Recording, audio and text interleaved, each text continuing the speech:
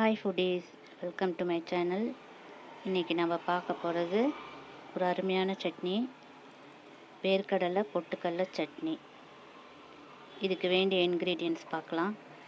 தேங்காய் கொஞ்சம் எடுத்துக்கோங்க. அப்புறம் ஒரு அரை கப் வேர்க்கடலை வறுத்து தோல் எடுத்தது வேர்க்கடலை எடுத்துக்கோங்க.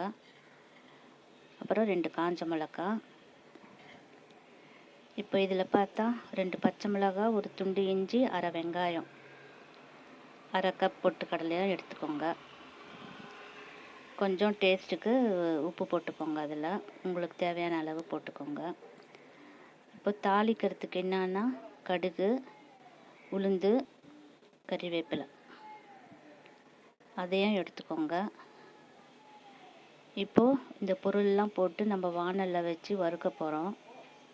வறுத்துக்கலாம் வாங்க.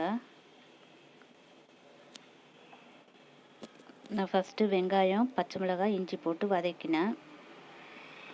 அப்புறம் காஞ்ச மிளகாவும் போட்டுக்கிறேன். இந்த சட்னி எல்லாத்தையும் வதக்கி செஞ்சால் ரொம்ப டேஸ்ட்டாக இருக்கும். ஒரு நாள் 2 நாள் கூட இருந்தால் கூட வச்சுருந்தா கூட நல்லா டேஸ்ட்டாக இருக்கும். ஒன்றும் வீணாகாது இது. அதுக்கு தான் எல்லாத்தையும் வதக்கிறேன் நான். இப்போது நம்ம தேங்காயும் போட்டு வதக்கலாம். தேங்காயில் எப்பயுமே அந்த ஒரு மாதிரி ராஸ்மெல் வரும். அதுதான் நம்ம சட்னி வீணாக போகிறதுக்கு முதல்ல காரணமாக இருக்கும். ஸோ தேங்காவே நல்லா போட்டு வதக்கிக்கலாம் நம்ம. இது உண்மையிலே ரொம்ப டேஸ்டான சட்னிங்க. இப்போ பொட்டுக்கல்லையும் போட்டுக்கிறேங்க நான். பொட்டுக்கல்லையும் போட்டு வதக்கோங்க. ரொம்ப டேஸ்டான சட்னி, குழந்தைங்களுக்கும் ரொம்ப பிடிக்கும். எங்கள் வீட்டு பசங்களுக்கு இந்த சட்னி ரொம்ப பிடிச்சமான சட்னி. அதனாலே நான் அடிக்கடி செய்வேன் இதை. இப்போது வேர்க்கடலையும் போட்டுக்கிறேன், வதக்கிக்கோங்க. எல்லாம் அந்த ராஸ்மெல் போகிற வரைக்கும் தான் வதக்கிறது.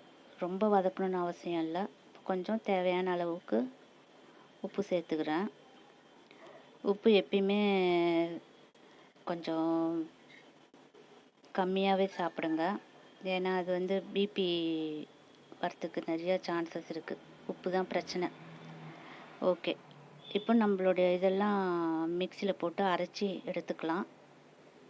அரைச்சின்னு வந்துடுறேன் நான்.